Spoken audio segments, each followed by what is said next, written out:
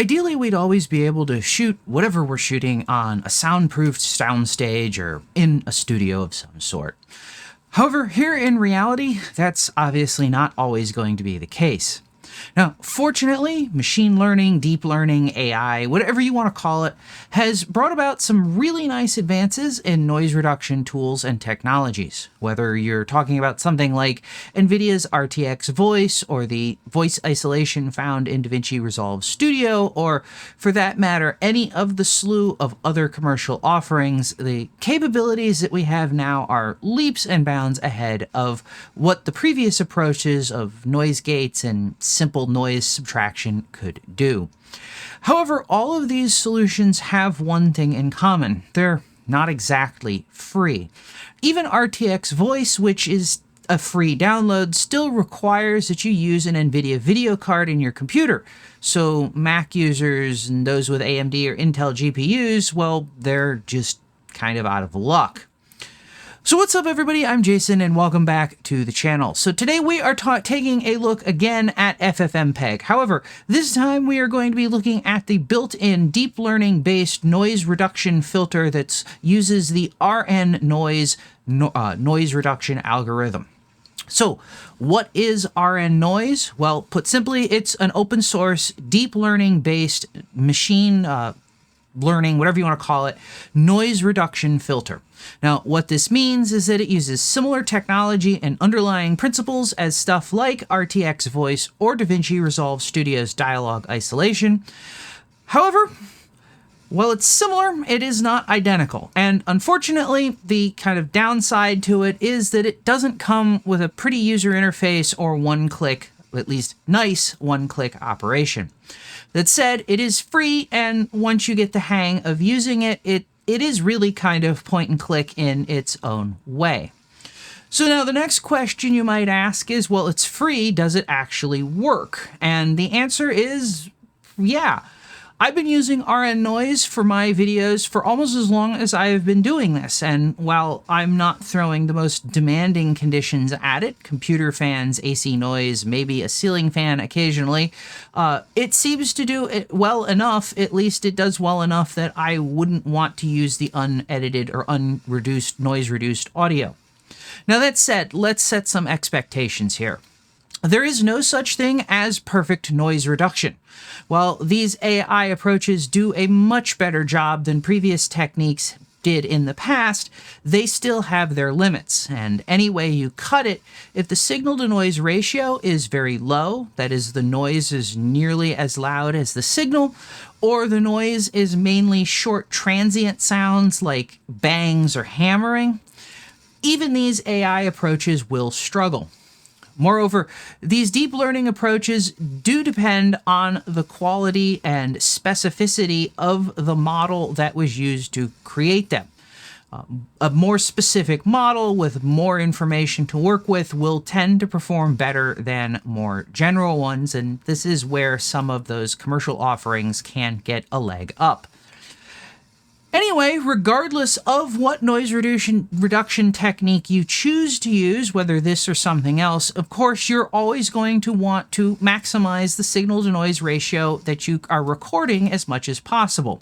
This, of course, means using good recording techniques, such as a quiet location or as quiet of a location as possible, getting your mic as close as possible to your subject when they're talking, and, of course, using directional mics if and when necessary. Now, FFmpeg's implementation of the RNNoise filter is done through the arnndn audio filter. Now, if we look at the documentation for this, we can see that it takes only two arguments: the noise reduction model that it should use and a wet-dry mix. Now, the model setting is always required, and unfortunately FFmpeg doesn't ship with any models for this out of the box. However, a fellow by the name of Gregor R. over on GitHub has built a set of models that work with this filter, and they are available for free. So to get these models, we're going to open our browser of choice and head over to github.com/gregor/rnnoise-models, link I will put in the description below. At the top of the page, you should see a green button that says Code. Click that and then choose Download Zip from the menu that drops down.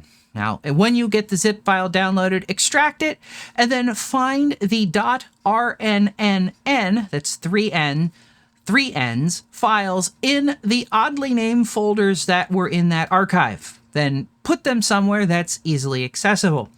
For this example, and I'm going to say this is probably a good place of any, if you were working, for example, on a Mac, as I am here, you might want to put them in a RNN_models directory that you've created in your home directory. That's the directory where your documents folder, your desktop folder, etc. is, so that you can point FFmpeg at them by simply typing /user/ or /users/ your username /RNN_models, and then the name of the model file. It's the least potentially long and still reasonable place that you can put this. Now in the download, you will find 5 noise reduction models, each with a beguiling name. Now, the name doesn't mean anything specific, it's just a way to separate the files.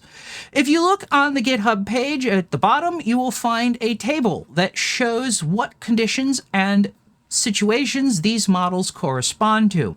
So all the models in the same row in this table are intended for recordings made under the same environmental conditions.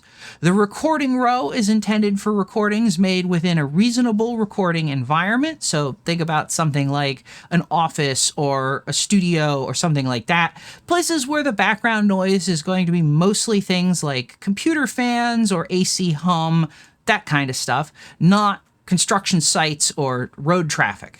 Now, the models in the general row are intended for more noisy environments. These are what you would use to deal with that construction noise, road traffic, or noise in a car or a cafe or something like that. Now, these models will work with quieter environments, and that might give you a better result depending on the exact situation. Now, next, there are 3 columns in this table labeled voice, general, and speech.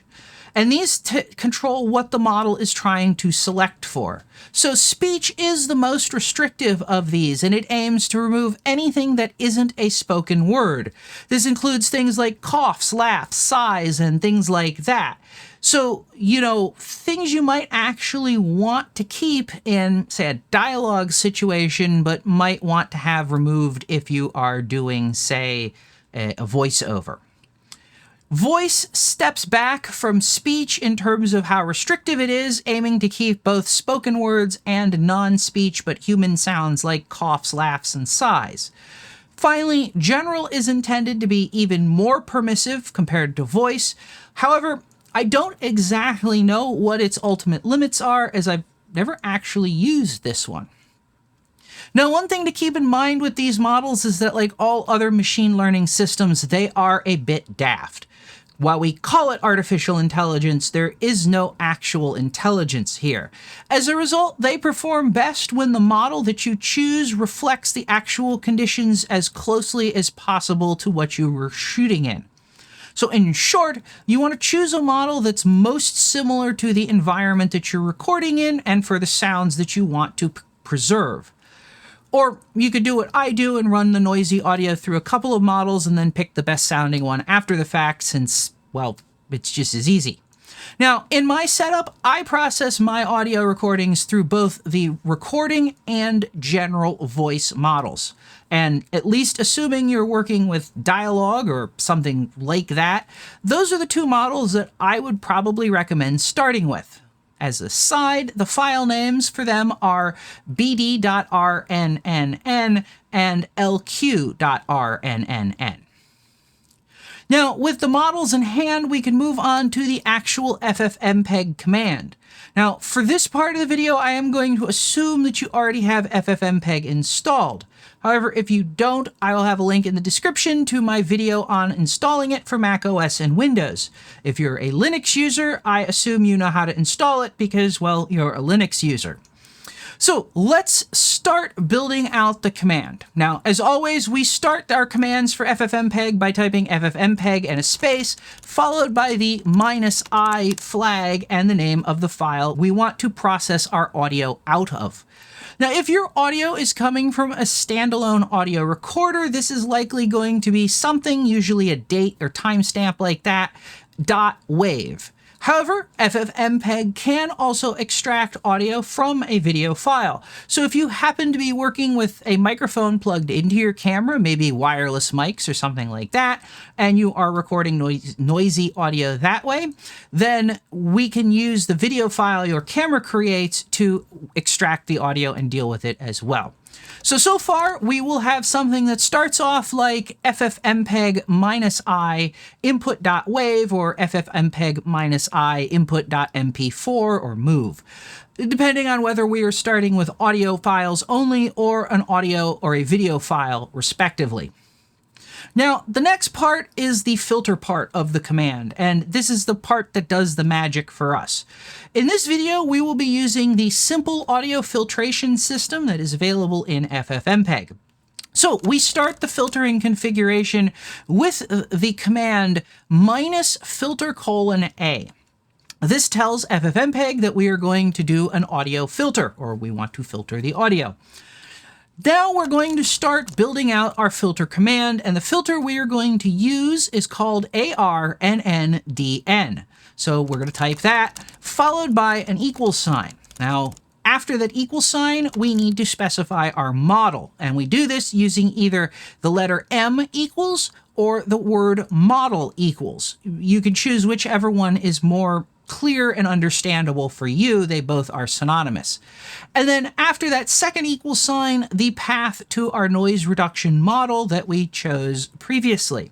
So for example, if I want to use the studio voice model from the download, which is called Beguiling Drafter, and I stored them in that RNN_models folder in my Mac's home directory that I described earlier, I would write arnndn equals model equals /users/JSON/models/bd.rnnn.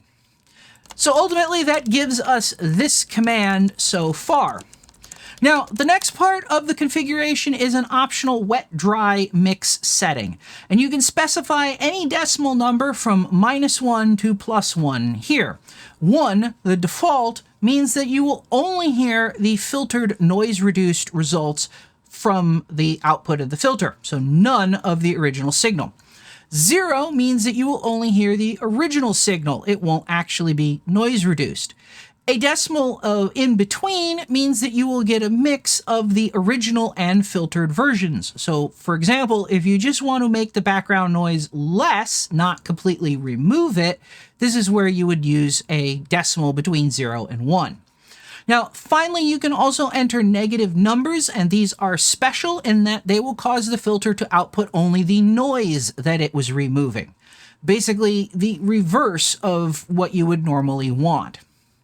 Now, to specify the mix setting, we will add a colon to our command right after the path that we just typed in to separate the options, and then type mix equals followed by the mix level that we want. Now, however, since the default for this is 1, we can also just leave this out of the command entirely, which is what I'm going to do here since I just want the noise-reduced signal. Now, finally, we need to save the resulting audio to a file. And for this, we can just start putting our output configuration into FFmpeg. So we're going to use the -codec:"A PCM_S24LE space and the name of our output file in wave.wave. Now, if you are using a 32-bit audio file, you can change the PCM_S24LE to PCM_F32LE and preserve the full dynamic range and 32-bit capabilities of the file that you're working with. Now, all told, we should have a command at the end that looks something like this. Now, FFmpeg is smart enough that since the output was specified as a sound file, specifically a wave file, it will only process the audio in this situation and not the video. Additionally, this file will be exactly as long as your video file and start from exactly the same time and frame. In other words, you don't need to do anything special to use this in your NLE to sync up this noise-reduced version with the original audio. Just line them up at their start points.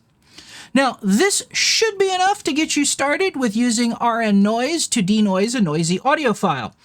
I'm going to be visiting this again in the next video, at least on this topic, which will look at how to use advanced filtering in FFmpeg to run our noisy audio through multiple sound reduction audio or file models, that's the word I'm looking for, multiple sound reduction or noise reduction models simultaneously. But I'm going to save that for the next time. So with that said, if you found this useful or at least interesting, let me know by hitting that like button and sharing it. If this kind of thing seems like it might be your kind of thing, please consider hitting or subscribing if you're not already. Finally, if you'd like to support this channel and more content like this, please consider hitting that thanks button if you can, or buying something you've always wanted from an affiliate link in the description below. And as always, thanks for watching, and I'll see you next time.